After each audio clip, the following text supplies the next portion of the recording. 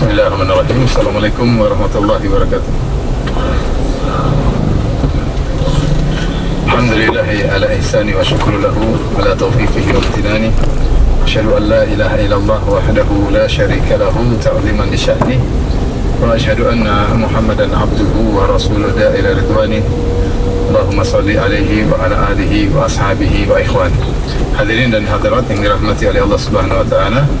Pada kesempatan kali ini kita akan bahas tentang sebab-sebab hidup bahagia. Ya. Tentunya kebahagiaan adalah cita-cita semua orang, baik laki-laki maupun wanita, ya.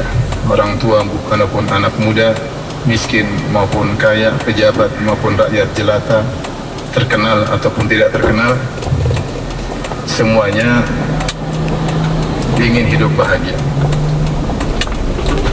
Dan tidaklah semua kegiatan yang dilakukan oleh manusia kesana kemari, bekerja keras, membanting tulang, berusaha dan berusaha, tidak lain adalah untuk mencari kebahagiaan.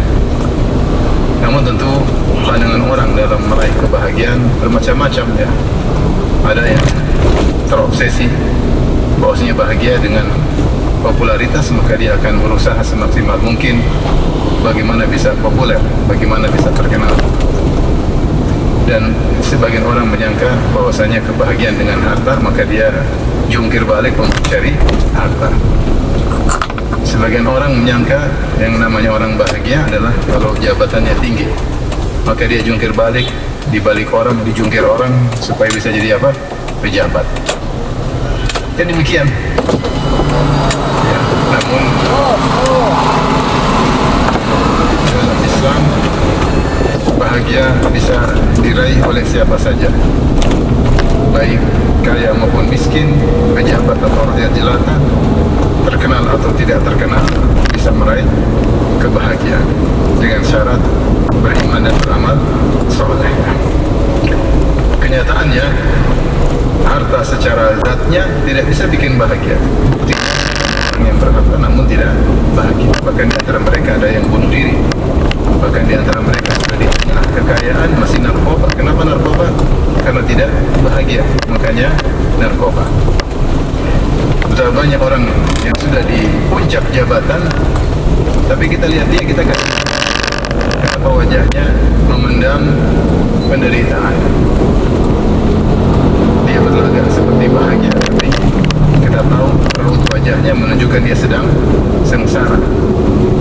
Banyak orang yang terkenal justru tidak bahagia. Dia berangan-angan bisa hidup sendiri, kemana-mana dikejar-kejar oleh pencintanya, kemana-mana dikejar oleh pencari berita, sehingga kehidupan privasinya tidak ada, maka dia hidup sengsara. Oleh karenanya, secara zat, harta maupun jabatan, maupun kekayaan, maupun popularitas tidak bisa membahagiakan orang. Itu hanya sebab untuk bahagia. Tapi yang menentukan kebahagiaan adalah siapa? Allah Subhanahu wa ta'ala. Oleh karenanya, Allah Maha Adil. Siapapun orangnya bisa bahagia. Dia kaya, kalau dia beriman kepada Allah bisa bahagia. Dia miskin, kalau dia beriman kepada Allah dia pun bisa bahagia.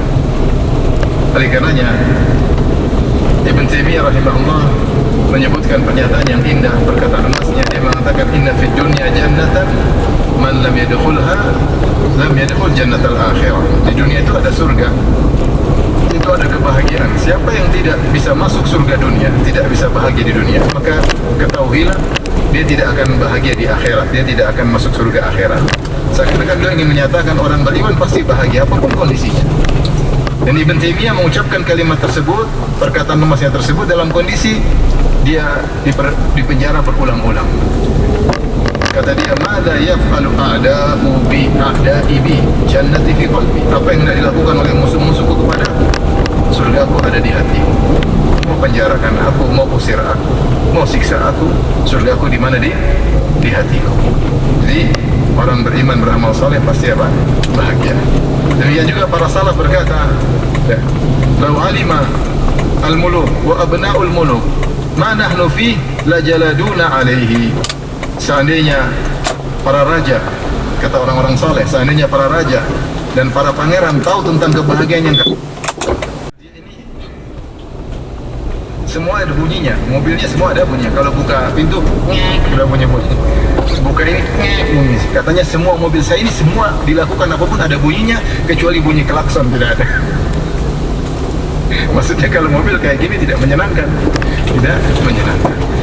Dari sini tahu bahwasanya sebab kebahagiaan itu ada sebab duniawi. Dua-duanya kita tempuh. Yang penting kita bisa bahagia. Tentunya dengan berdoa kepada Allah, minta kebahagiaan.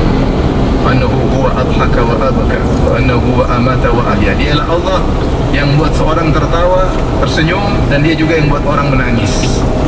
Yang menguasai hati kita siapa? Allah Subhanahu wa ta'ala. Yang buat kita bisa bahagia Allah, yang buat bisa kita sengsara Allah Subhanahu wa ta'ala. Innal quluba baina usbu'aini min asabi'ir rahman. Hati ini berada di dua jemari Allah, yuqallibuha kaifa yasha. Allah bolak-balikkan, terserah Allah Subhanahu wa ta'ala. Maka jangan pernah mencari kebahagiaan kecuali dari Allah Subhanahu wa ta'ala. Baik. Kita akan bahas satu persatu. Saya gabung antara sebab ukhrawi dengan sebab duniawi. Sekitar ada 20 sebab. Yang pertama, hadirin hadirat yang dirahmati Allah Subhanahu wa ta'ala, agar kita bahagia, pertama ikhlas kepada Allah Subhanahu wa ta'ala. Ikhlas kepada Allah. Siapa yang ikhlas, tauhidnya mantap, hanya fokus kepada Allah Subhanahu wa ta'ala, hanya bertawakal kepada Allah Subhanahu wa ta'ala, tidak mengharapkan sanjungan orang lain, tidak mencari validasi dari orang lain, maka dia paling bahagia. Dia paling bahagia. Yang penting Allah sudah tahu apa yang dia lakukan. Bagi dia Allah sudah tahu, selesai urusan.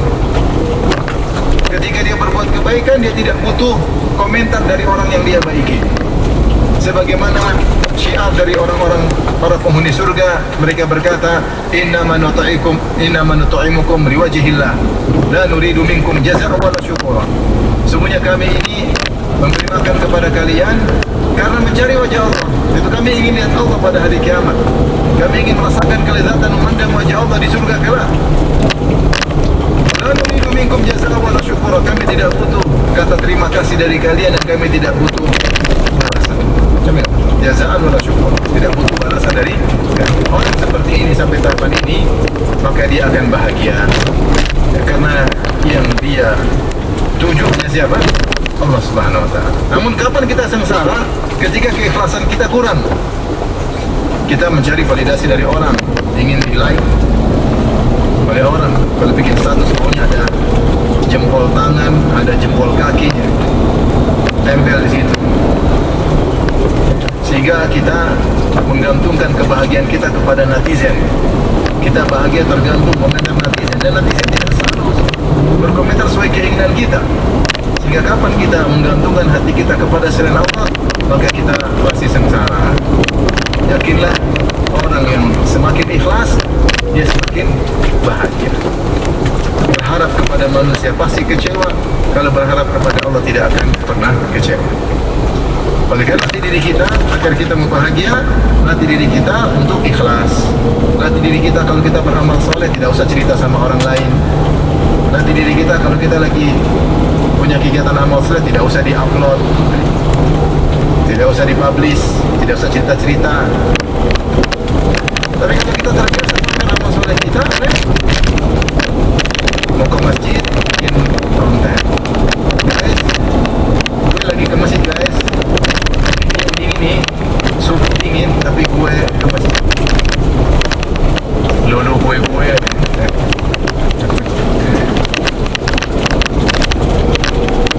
Lagi bantu orang, guys, bikin lagi apa? Janganlah, gak usah lah. Wa ma taf'alu min khairin fa inna Allah bihi alim. Dalam ayat yang lain, fa inna Allah ya'lamu. Apapun yang kalian lakukan dari kebaikan, sungguhnya Allah mengetahui. Sungguhnya Allah mengetahui secara detail. Oleh karenanya kalau kita ikhlas, yang penting Allah sudah tahu, selesai. Kita berbuat baik sama orang, kita nggak butuh dia terima kasih, nggak. Yang penting Allah sudah tahu, selesai. Muamalah saya antara saya dengan Allah, bukan dengan kamu. Kamu saya hanya menjalankan tugas. Yang perintahkan saya untuk berbuat baik kepada orang tua, kepada kakak, kepada adik, kepada kerabat, kepada tetangga, kepada orang miskin. Siapa yang perintahkan? Allah. Berarti saya sesungguhnya dengan Allah, bukan dengan kalian. Kalau saya sudah kasih, Allah sudah tahu, selesai. Saya tidak butuh validasi. intimidasi dari kalian, latih diri kita sampai kita merasa bahagia kalau tidak ada yang tahu. Itulah kita dapati bagaimana para salaf dahulu benci kalau mereka amal mereka ketahuan. Mereka nggak suka karena mereka ada rasa bahagia ketika yang tahu hanya siapa? Allah.